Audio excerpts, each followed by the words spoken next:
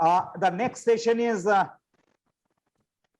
current management strategies in the treatment of pulmonary embolism. To chair the session, we have Dr. Kajol Ganguly and Dr. Saumitra Ghosh.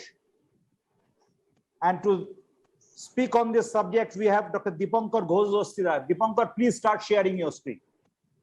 And thank you, sir, for having me here. I'm going to talk on current management strategies in the treatment of pulmonary embolism. Case of 41-year-old male with no significant past medical history and who suddenly presents with in the emergency with shortness of breath after a syncopal event. The only remarkable findings on clinical examination are he is hypotensive with a blood pressure around 84/49 and having tachycardia, and the oxygen saturation is around 92%. So these kind of findings and this kind of presentation, you have to think of pulmonary embolism. And it is extremely difficult to diagnose at times. Now, it's basically a clot in the venous circulation which has migrated to the lungs. Now, the most common thing to migrate are thrombus, but apart from it, it could be air, fat, amniotic fluid, or septic embolism or tumor embolism. One must not forget what we learned in our old school days in pathology, the virtuous triad, that circulatory stasis, endothelial injury, and the hypercoagulable state, they conglomerate to form thrombosis, most likely in the venous system, and that leads to formation of pulmonary embolism. So the risk factors are either major trauma, surgery, in which the lower limb fractures, they are paralyzed, the patient is bedridden, different types of cancer, estrogen-containing oral contraceptive pills, having blood transfusion or erythropoiesis stimulating agent, then the temporary pacemaker insertion lines, and finally thrombophilic disorders like factor V urine mutation, protein C deficiency, or protein S deficiency. And in current scenario, we must not forget COVID infection, which by and large is now the most common cause of pulmonary embolism in our clinics. Now, majority of the patients, they present with dyspnea, chest pain, or pre-syncopal-like symptoms. There is maybe signs of hemodynamic instability in the form of hypotension, shock, or there may be history of cardiac arrest also. 40% of the patients do not have any predisposing factors, and that makes this diagnosis extremely difficult. Hypoxemia is frequent, and hypocapnia may also be present. So there are certain scoring systems in which helps us to diagnose pulmonary embolism, and most of the scoring system, they include all the risk factors that I have discussed before. So the more the score, the more the probability of having PE. Now, ECG, you may get a sinus tachycardia with RV strain pattern, and S1Q3D3 is also a hallmark of pulmonary embolism. Echo findings are very important, and you get an enlarged right ventricle. In whatever view you see, there is an enlarged right ventricle, and the RV basal movement is compromised with scarring of the apex, which is known as the McConnell sign. And often you get a flattened septum on all features of RV volume overload. And a very important sign is the 60-60 sign, in which the pulmonary acceleration time is less than 60 milliseconds, which is suggestive of like in pulmonary hypertension. But the PA pressure never exceeds 60 millimeter of mercury. So the pulmonary artery pressures are elevated, that is more than 30, but less than 60. And the acceleration times are reduced, which is known as the 60-60 sign. You can even detect a mobile right atrial thrombus also. And the TASPE and the systolic tissue Doppler, the systolic excursion of the tricuspid valve, all are reduced in pulmonary embolism. The chest X-ray may show focal oligemia, suggestive of the Westermarck sign. There may be enlarged right descending pulmonary artery, which is known as the Palla sign, and Fleischner sign, which is the dilated main pulmonary artery. And very rarely, you may also get a Hampton's hump, which is a peripheral wedge-shaped opacification lateral to the pleural surface, adjacent to the pleural surface, suggestive of some form of pulmonary infarction or a peripheral pulmonary embolism. Lower limb venous Doppler may reveal the thrombus, but this is again a rare finding. One important test one can do with less radiation is the VQ scan, and there is a defect in the perfusion with normal lung ventilation. So this is again suggestive of pulmonary embolism. But however, nowadays, most common investigation that is done is CT pulmonary angiography.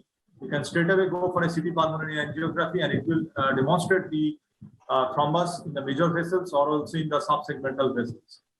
Gold standard always has been pulmonary angiography, but it is difficult to perform because cath labs are not always readily available, or the patient is too unstable to take it up on table.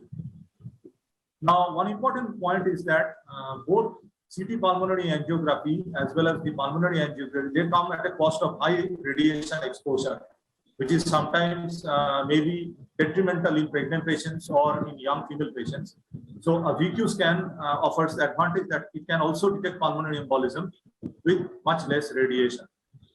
The other tests one can do are the D-dimer measurement. Now the age, limited D-dimer values are coming up. So as you age more than 50, you add 10 microgram to the levels, age into 10 microgram. So that is also there. Now, what has been seen to be most correlated with pulmonary embolism with high mortality is the features of RV dysfunction in the echo and a raised troponin. So these are certain scoring again to show that the pulmonary embolism severity index, or commonly known as the PACE score. Again, the higher the score, the higher the chance of mortality. Bottom line message is that we divide pulmonary embolism patients as low risk, intermediate risk, and high risk. The high risk patient will have hemodynamic instability, and they will have high PACE scores. They will have features of RV dysfunction, and they will have elevated cardiac troponin or the other markers levels. Now, so basically, the high risk patient, they have got massive pulmonary embolism. The thrombus is in the main vessels, so there is a huge thrombus burden. The intermediate ones are the submassive ones, and the mild ones are the minor or the non-massive ones. Now, the treatment of massive pulmonary embolism is going for systemic thrombolytic therapy, and that's got a class 1 indication. And one must use unfractionated heparin as the anticoagulation, and then go with the thrombolytic agents. And surgical pulmonary embolectomy has also got a class 1 indication. Now, our job, which is the percutaneous catheter directed treatment, has got a class 2A indication, and I will be talking in detail about these procedures later on. Of course, one must make the patient hemodynamically stable by giving inotropic support in the form of NORAD or robutamine. And some patients might require ECMO, but the prognosis are extremely guarded.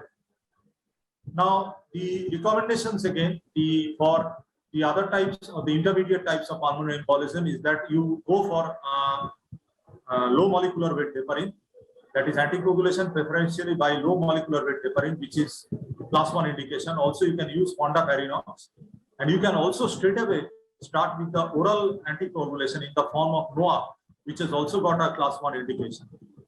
Now, one must be careful that when you are using a vitamin K antagonist, as in cases of, say, prosthetic valve with pulmonary embolism, or the patient is receiving vitamin K antagonist for some other reason, then one needs to cover or do an overlapping parenteral anticoagulation when starting with vitamin K antagonist, as in any other case.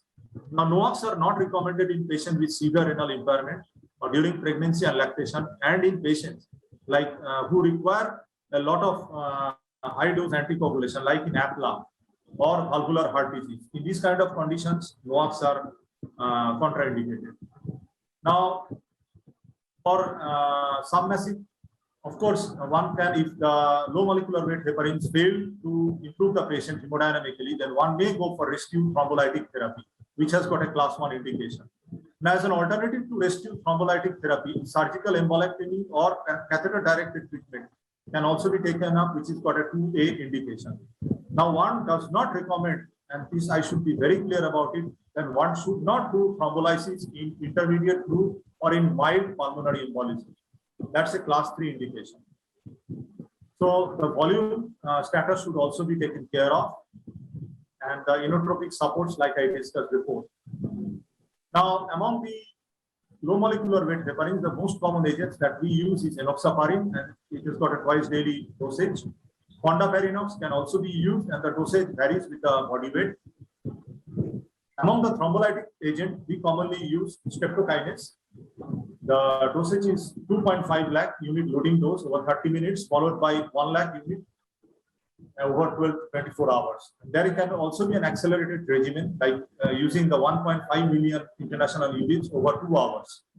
One can also use the recombinant tissue plasminogen activator or urokinase. So these are the common thrombolytic agents that we use in pulmonary embolism. Regarding IVC filters, they have got a class 2A indication, particularly if we cannot use the thrombolytics or if we cannot anticoagulate the patient. Now, routine use of IVC filters is again not recommended. That's a class 3 indication. Now, so it's very clear how to manage the massive pulmonary embolism. They need hemodynamic support and they need thrombolysis. And it is also very clear how to go about the mild pulmonary embolism. We just use the anticoagulation. So the intermediate ones, they are the difficult ones to choose, how they behave, and the behavior changes also with time. So let us now look at the submassive group and let us see their behavior with thrombolysis. The results are that in long-term results, the results are better with thrombolysis, even in the submassive group, and they reduce mortality, as you can see in these charts. But the flip side is that if you use thrombolytics, even in submassive PE, they are all associated with major bleeds, and there are increased incidence of intracranial hemorrhages. So they tried half-dose lytic agents. Now, half-dose lytic agents had similar efficacy as with full-dose lytic agents, and that's wonderful. But the bleeding complications with half-dose lytics are at par with full-dose lytics. So the bottom line message is that half-dose lytics are not beneficial, and they are no more recommended for use in pulmonary embolism. So it's not safer. That's the clear answer. Half-dose lytics are not safer than full-dose lytics. So if you are to use thrombolytics for pulmonary embolism, you should be using a full-dose thrombolytics. Now, catheter-directed therapy. So there are 4 types of catheter-directed therapy. One is the standard catheter-directed thrombolysis, which we will take the catheter directly to the site of the thrombus, and we will give the thrombolytics locally. One is the ultrasound-assisted catheter-directed thrombolysis. The other is the pharmacomechanical catheter-directed thrombolysis, in which we mechanically disrupt the thrombus and then we inject the thrombolytic locally. And the other is suction, mechanical thrombectomy without using thrombolytics. So these are the 4 main catheter-based therapies in acute pulmonary embolism, which are nowadays used. Now, one is the direct catheter-directed thrombolysis. Now, it has to be a multi-hole catheter, and the infusion and the dosage range are a lot less. So here you can see we are using only 20% of the systemic thrombolytic dose. So the chance of having bleeding or other complications which we fear with thrombolytics are much less if you are using the thrombolytics at the local site. So that was the common belief of using catheter-directed thrombolysis. But one must be careful that if you do not impinge your catheter inside the thrombus, the thrombolytic agents are likely to go to the perfusion segments of the lung without entering into the thrombus itself. So the message is that you should bury your catheter inside the thrombus, and through the side holes, then you must inject the thrombolytics so they act in the thrombus itself.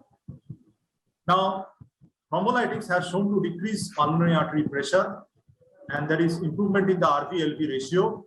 And the major complications are pretty less because we are using a low dose thrombolytics here. Now, the other technique that one uses here is ultrasound facilitated thrombolysis. Now, this is done with using a catheter which takes also an ultrasound wire inside. Now, as we give the ultrasound energy into the thrombus burden, it is seen that the fibrin, they dissipate. And once the fibrin dissipate, there are more receptor sites for action of the thrombolysis. So that was the theory behind the use of ultrasound facilitated thrombolysis. Now, Sunset P was the major trial that tried ultrasound guided thrombolysis using the ultrasound energy. But the results were not much encouraging. As you can see, the trial compared with standard local thrombolysis, catheter-directed thrombolysis, and the results are at par, both in terms of RV-LV ratio reduction. So, and ultrasound-directed therapy is very costly also. So, it does not offer much advantage over catheter-directed thrombolysis. Now, the other directions of using catheter-directed thrombolysis are the mechanical ones. and you finally develop new types of catheters. You develop new types of catheters, which are these kind of catheters are now available, and they have got multiple sites of injecting the thrombolytic agent through various different pores. This is a Bashir endovascular catheter device for pharmacomechanical thrombolysis. So it exposes a lot of surface area in the thrombus itself for the thrombolytic agents to act. So pharmacomechanical thrombolysis is you can use pulse spray or you can use infusion, but one must be careful. There is always chance of distal embolization with this kind of procedure. And there are case reports that initially there was just a settled thrombus in the main pulmonary artery, which was non-occlusive. But trying these kind of procedures, the thrombus has migrated into one of the major pulmonary arteries either side and has caused a massive pulmonary embolism. So that risk is always there of thrombus migration. So the other options are the aspiration of the thrombus, which is called catheter thrombectomy, and you can aspirate this kind of thrombus. And of course, the larger the catheter size or the bore of the catheter, the more the aspirate it will be. So large bore aspiration catheter is now tried, and these are the different aspiration devices. The common ones are the flow retriever, and they show improved mortality. So there are two sizes here being used. One is the 16 size and one is the 24 size. It's no wonder that the 24 size is showing greater reduction in RV systolic pressure and improvement of the cardiac output. So the more the catheter size is there, the bore of the catheter, the better the results. So large bore aspiration catheter is a good procedure. And here is one trial which is looking at catheter directed thrombolysis vis-a-vis large bore aspiration thrombectomy. And we got similar results in reduction of pulmonary artery pressure, reductions in the heart rate and hemorrhagic complication. But large bore aspiration thrombectomy has got higher procedure related mortality, mainly from thrombus embolism, and catheter directed thrombolysis on the other side has shown greater reduction in thrombus burden. So this is one very important trial which shows a slight edge of catheter directed thrombolysis over large bore aspiration thrombectomy. And of course, if for the surgeons, the surgical embolectomy, if available, that has got class 1 indication, and they are at par with catheter directed thrombolysis in terms of mortality reduction, incidence of transfusion, but the length of stay in the hospital is higher with surgical procedures than with catheter directed thrombolysis. So to sum up, here I've got a lot of trials and I have discussed most of the results of all these trials. Now, EPOS is the ultrasound guided versus catheter directed thrombolysis as in the Sunset trial. So these are the trials. Now, come up to anticoagulation. Now, if we got reversible factors, then only 3 months of anticoagulation is good enough. But in all other cases, full long-term anticoagulation, lifelong, is recommended. Now, one very important trial I should share here is that low-dose anticoagulant like apixaban, rivaroxaban are as good as using high-dose or full-dose rivaroxaban, apixaban. So now the treatment choice, what we are doing or we are suggesting is that for 3 months you give full-dose apixaban or rivaroxaban as the NOAC of choice, and then you, after 3 months is over, you switch to half-dose rivaroxaban or apixaban for long-term use. So this is the flow chart of how one should treat pulmonary thromboembolism nowadays. One should straight away go for a CT pulmonary angio and decide whether you got a submassive or massive thromboembolism vis-a-vis a mild thromboembolism, and then act accordingly. So I think I'll stop here, and I thank you again for your time and attention. Thank you, sir. Thank you, Dr. Ghosh Dastidar, for your excellent talk. It was really an learning to everybody present over here. But in the current scenario, in this COVID context, so this pulmonary thromboembolism has taken the center stage almost in every situation. We are facing some problem in these patients who are dying of it. So what should be the strategy to deal with this kind of thromboembolism, pulmonary thromboembolism in this COVID scenario? What should be, because everything is a big challenge in this COVID perspective. So what should be your strategies to deal with it regarding management, prevention, and regarding this investigation also? So can you throw some light in this COVID pandemic situation? The COVID pulmonary embolism, bottom line, is not much different from the pulmonary embolism case that we used to see before. So again, we are again getting these three patterns of pulmonary embolism in the COVID itself, because COVID is basically a vasculopathy. The important component of COVID is a vasculopathy, and there is a lot of thrombus burden in the COVID also. So we have come across cases of acute coronary syndrome with pulmonary embolism also in COVID. So the management will be just as I have already discussed in pulmonary embolism. That is, we need to differentiate whether we are having a case of submassive or massive pulmonary embolism or mild pulmonary embolism.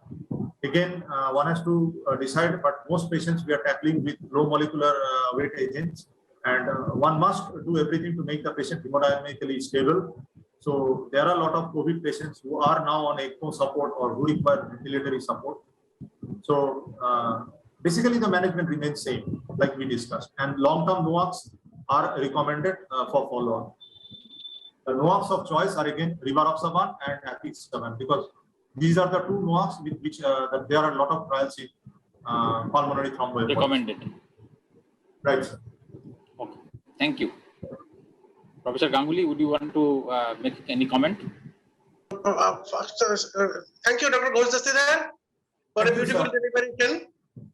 So only thing is that the window of this that is thrombolytic therapy is much longer compared to AMI. That is the advantage. Yes, sir, because here we have a collateral circulation going on. It is not an end artery, because there is a pulmonary circulation as well as a bronchial circulation. So to develop infarct, it takes a lot more time than in the myocardium. So the thrombolysis, rightly, you can do it even up to 14 days. So there are a lot of case reports of you can do thrombolysis at the 7th day or 8th day. So whenever you detect thromboembolism, plan for thrombolysis if there is a massive thromboembolism, massive pulmonary thromboembolism.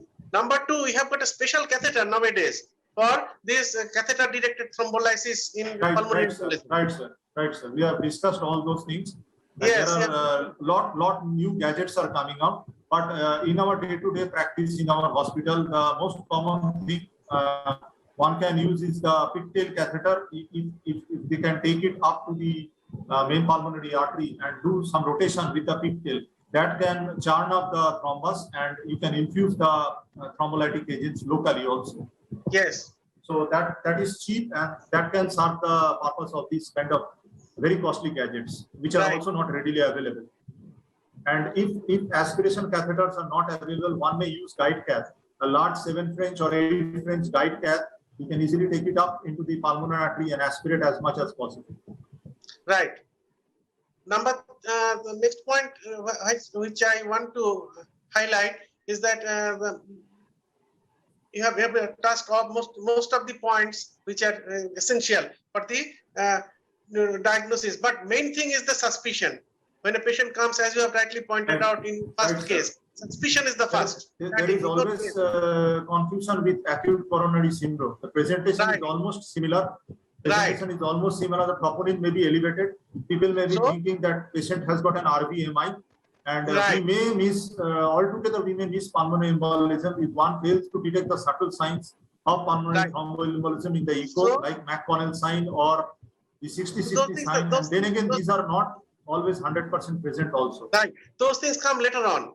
But first thing, you must suspect pulmonary embolism in a susceptible individual who have got high risk for developing pulmonary embolism, like cancer patients, prolonged recumbency, all those points.